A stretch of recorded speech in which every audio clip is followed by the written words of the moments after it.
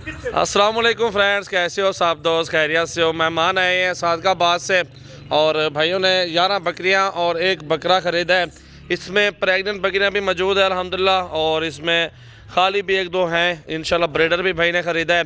और आज तारीख़ है जी 3 और चौथा महीना 2021 है।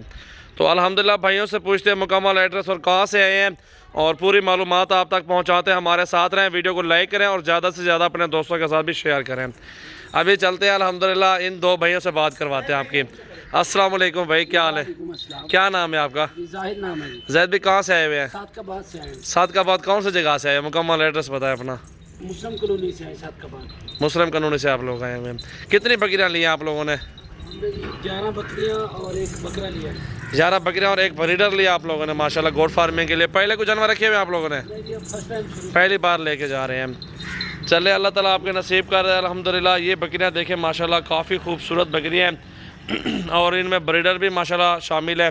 और ये देखें बकरियां माशाल्लाह, ये ब्रीडर खड़ा हुआ राजनपुरी फौजी साहब है। ये देखो जी बकरा माशाल्लाह, काफ़ी खूबसूरत चीज़ है, प्योर गुलाबी बकरा। ये बकरी है माशाल्लाह, ये भी बकरी अल्हम्दुलिल्लाह। वो भी बकरियां देख सकते हैं, अच्छी क्वालिटी में माशाल्लाह मौजूद हैं।